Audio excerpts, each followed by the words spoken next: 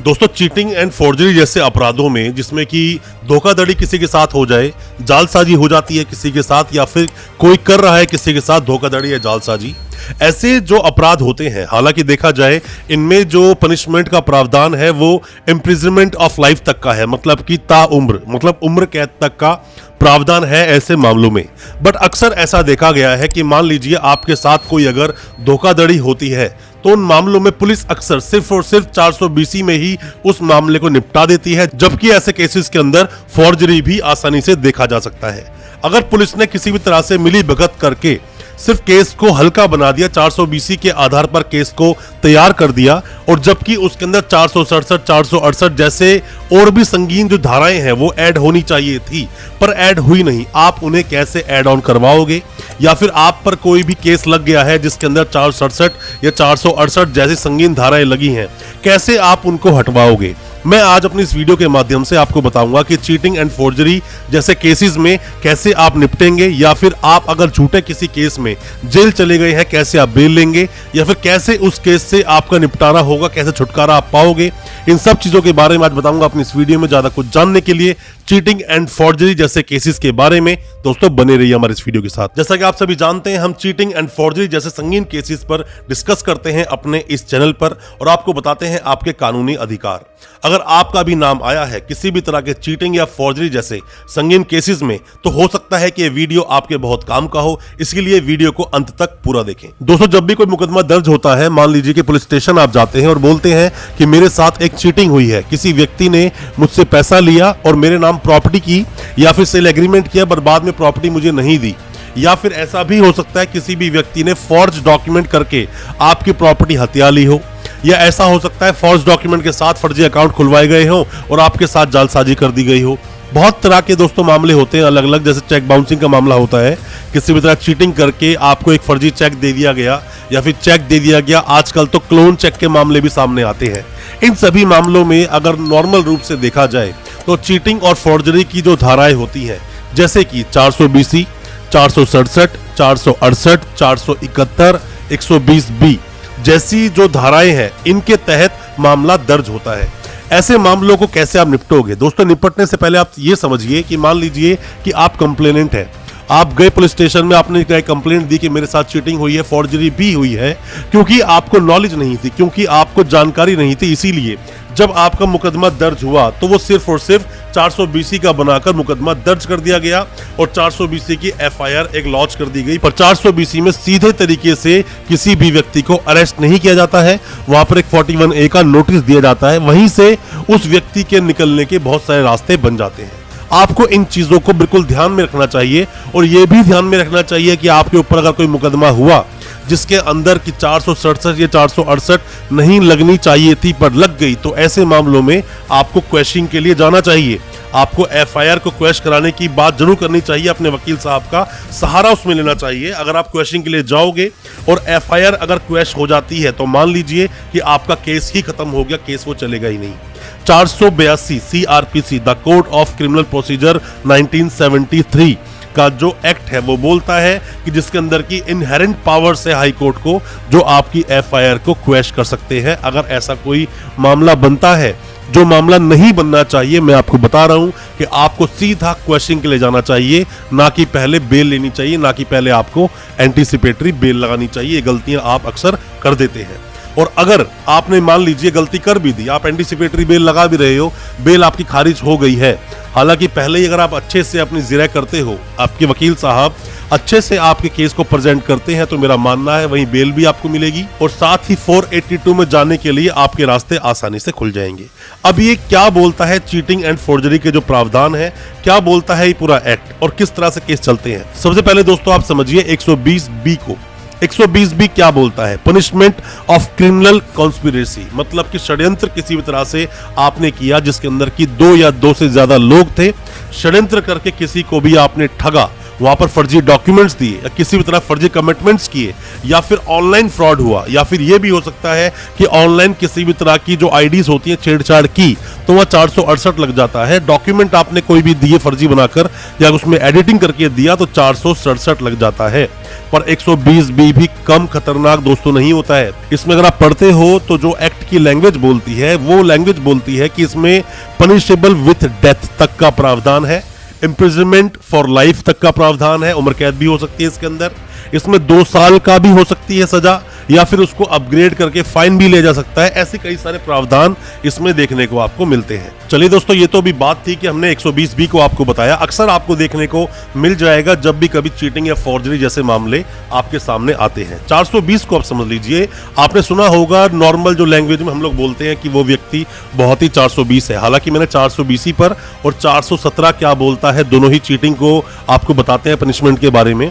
बहुत अच्छे से एक्सप्लेन किया हुआ है, हमारी इस वीडियो को आप देखेंगे आसानी से समझ जाओगे। क्या बोलता है 420? Cheating and dishonestly inducing delivery of property. मतलब किसी भी तरह से आपने किसी को इंड्यूस करके, बहला फुसला कर आपने किसी व्यक्ति को आपने चीटिंग करके कोई भी चीज डिसऑनेस्टली आपने किसी से ले ली, उसको बेवकूफ बना के कोई चीज आपने ले ली, वो चीटिंग में आता है। अब चीटिंग में क्या बोलता है, इम्प्रिजनमेंट क्या है इसके अंदर, तो देखोगे तो जो एक्सटेंड करके जो टर्म होती है इसकी 420 की जो पनिशमेंट आपको मिलेगी वो होती है 7 साल तक की। 7 साल तक की सजा का प्रावधान है और फाइन भी आप पर लगाया जा सकता है 420 के लिए। अगर कोई भी आपकी एफआईआर कटी है आपके अगेंस्ट तो उसके अंदर सीधी तरीके से पुलिस आपको अरेस्ट नहीं करेगी, पहले आपको नोटिस सर्व करेगी, नोटिस में जाकर इन्वेस्टिगेशन आप ज्वाइन करोगे, उसके बाद तय होता है आपको अरेस्ट करने की जरूरत है या नहीं। और अगर आपके ऊपर कोई ऐसा केस हुआ है तो मेरा मानना दोस्तों ये है किसी भी वकील साहब की एडवाइस जरूर लें, उनकी सहायता लें, उनकी मदद लें आप, और तभी इस केस को आगे प्रोसीड करें। ऐसा ना हो कि आप पुलिस स्टेशन जाएं और किसी भी तरह से गलत एक्ट करके पुलिस वाले आपको अरेस्ट कर लें। आपके साथ एक अच्छे वकील साहब का होना जरूरी है। बेटर है कि उनकी आप गाइडेंस ले लें, ताकि क्योंकि कई बार ऐसा होता है कि आप अपनी समझदारी में ऐसी कुछ गलतियां कर देते हो जो नहीं होनी चाहिए थी और बाद में आपको पछताना पड़ता है। अब हम बात कर लेते हैं क्या बोलता है 466 कि 466 भी कई बार देखा गया है और 468 भी देखा गया है, बट मेजरली जो प्रॉब्लम क्रिएट करता है वो क्रिएट करता है 467। 467 क्या बोलता है दोस्तों? 467 forgery of valuable security will etc. मतलब कि विल में आपने किसी तरह फॉर्जरी कर दी या कोई भी वैल्यूएबल सिक्योरिटीज या फिर कोई भी ऐसी चीज जो कि मार्कशीट्स, अक्सर आप देखते हो कि लोग फर्जी मार्कशीट बना लेते हैं, फर्जी प्रॉपर्टी के पेपर लोग बना लेते हैं, या किसी भी तरह से फर्जी अकाउंट खुलवाया, आधार कार्ड में चेंजेस कर दिए आपने, पैन कार्ड में कुछ चेंजेस कर दिया आपने, फर्जी अकाउंट खुलवा लिया। ये सब मामलों के अंदर 467 लगता है जब पेपरों में आप छेड़छाड़ करते हैं, और जिसके अंदर अगर आप पनिशमेंट की बात करें जो इम्प्रिजनमेंट ऑफ लाइफ तक हो सकता है, उम्र कैद तक का प्रावधान है इस सेक्शन के अंदर। तो बेहतर है थोड़ा दूर रहें। चीटिंग फॉर्जरी के मामले बड़े संगीन होते हैं, जल्दी से आपको बेल नहीं मिलती और बेल लेने के लिए आपको मशक्कत करनी पड़ती है। 420 के साथ 409 लग जाता है जब ईओडब्ल्यू के मामले आते हैं। इकोनॉमिक ऑफेंसिव विंग की मैं आपको बात कर रहा हूं, हालांकि उस पर भी हमने वीडियो बनाया है, उस पर डिटेल वीडियो आप देख सकते हैं, या फिर अगले कुछ वीडियो में सजेशंस चाहते हैं तो बताएंगे तो हम उस पर भी वीडियो लेकर आ जाएंगे। अब दोस्तों अक्सर आप देखते हो कि 467 के साथ में 468 भी लगा होता है 468, जो बोलता है forgery for purpose of cheating. मतलब कि चीटिंग के लिए ही फॉर्जरी की गई हो, किसी को बेवकूफ बनाना है, फर्जी कागजात बना लिए, उसको दिखा दिए, चीटिंग करने का ही आपका इरादा था, ये कहता है ये सेक्शन। और अगर हम इसमें इम्प्रिजनमेंट की बात करें जिसको एक्सटेंड किया जाता है 7 साल तक के लिए, 7 साल तक की सजा इसके अंदर हो सकती है। अगर 68 ही लगा है 420 के साथ तो फिर भी आपके रास्ते थोड़े आसान हो सकते हैं बिल लेने में, बट जब 467 लग जाता है तो मामला थोड़ा सीरियस बन जाता है और पुलिस अक्सर इस पूरी सीरीज को लेकर ही चलती है। आप पर हमेशा जब सेक्शंस लगाए जाते हैं सबको यूज किया जाता है।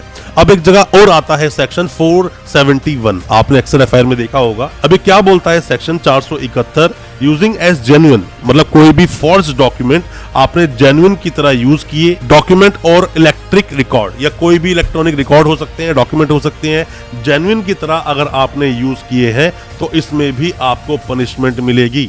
और पनिशमेंट आपको मिलेगी कितनी? तो दोस्तों ये जो सारे सेक्शंस लगाए जाते हैं पुलिस के द्वारा जब भी कभी किसी व्यक्ति को अरेस्ट किया जाता है, आपका मामला है, आप किसी पर ऐसे कोई सेक्शंस लगा रहे हो, चीटिंग फॉर्जरी आपके साथ हुई है, तो दोस्तों मैं फिर आपको बोलना चाहूंगा कि जब कंप्लेंट देते हैं पुलिस स्टेशन में बहुत सोच समझ के अच्छे से कंप्लेंट दें।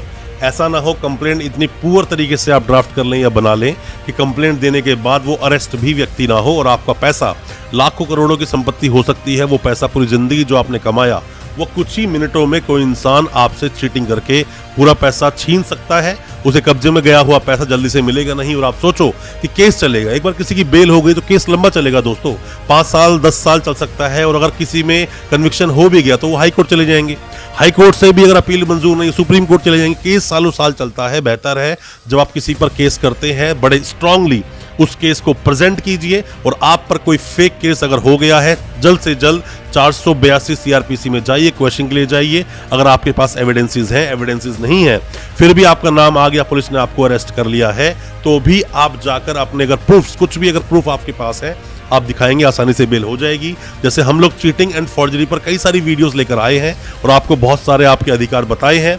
कोई भी किसी भी तरह के सवाल अगर आपके दिल में है चीटिंग या फॉर्जरी को लेकर, क्वेश्चनिंग ऑफ एफआईआर को लेकर या एंटीसिपेटरी बेल को लेकर, किसी भी तरह के सवाल आपके दिल में है आप पूछें दोस्तों जरूर, क्योंकि कई बार ऐसी छोटी छोटी रेमेडीज होती हैं कि अगर उन रेमेडीज को आप पूरा कर लेते या कानूनी प्रावधान को आप फॉलो करते तो आप जेल ही नहीं जाते या फिर आपके साथ चीटिंग ही नहीं होती।